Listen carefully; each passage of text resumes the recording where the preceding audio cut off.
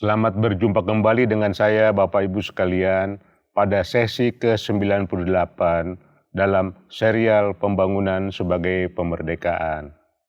Pada sesi sebelumnya, kami menyampaikan betapa pentingnya body of knowledge untuk mengembangkan atau menciptakan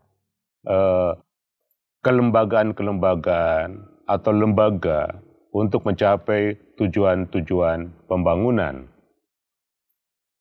Dalam konteks pembangunan sebagai pemerdekaan, maka body of knowledge itu harus mendukung dari konsep pemerdekaan itu sendiri, yaitu bagaimana body of knowledge untuk meningkatkan kapabilitas kita semua, kapabilitas rakyat Indonesia, kapabilitas Indonesia.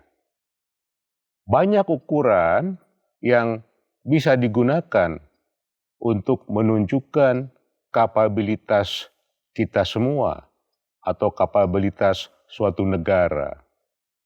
Pada sesi sebelumnya, saya menunjukkan bahwa kapabilitas kita sebagai suatu negara dalam konteks struktural digambarkan dalam balance of payment Indonesia.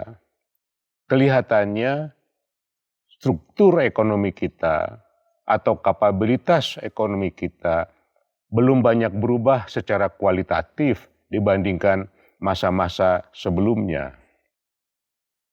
Bapak Ibu sekalian, ada satu pengertian yang sangat penting untuk bisa kita pahami bersama, kita bangun makna bersama, yaitu pemahaman knowledge atau pengetahuan yang bukan digambarkan oleh kemampuan kita menjelaskan ini itu secara lengkap. Banyak dari kita semua sekarang memahami bahwa pengetahuan itu lebih ditujukan untuk mengembangkan kemampuan menjelaskan ini itu. Seperti tergambar dalam fit on and proper test katakanlah. Seperti tergambar dalam ujian di sekolah untuk menjawab pertanyaan-pertanyaan.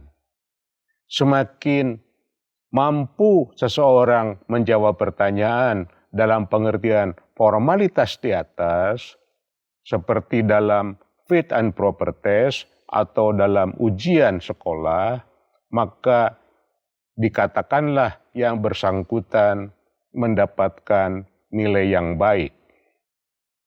Bapak Ibu sekalian, ada pengertian lain dalam knowledge ini, yaitu pengertian bahwa sesuatu itu sudah menjadi pengetahuan apabila dia sudah menjadi bagian dari perilaku kita semua.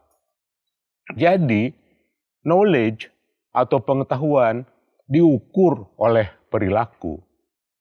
Pendapat ini dikembangkan oleh von Hayek, salah seorang pemenang Nobel Economy, yang mengatakan bahwa knowledge itu diukur oleh perilaku.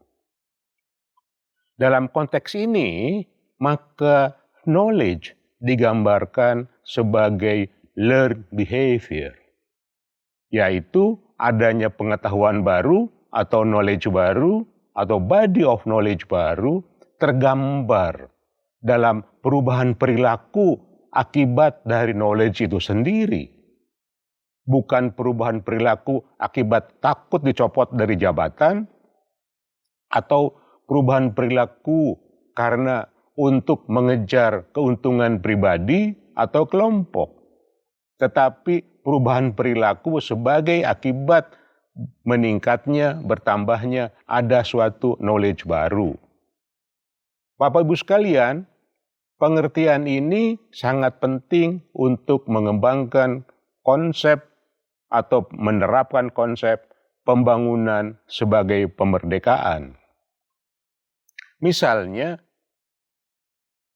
apa pemahaman kita apabila kita membuka buku balance of payment yang menunjukkan ekspor kita masih bahan baku atau bahan mentah, kemudian dalam service account kita sebagian besar untuk membayar utang, yang surplus dalam service account kita hanyalah TKI dan tourism, kemudian utang kita makin meningkat.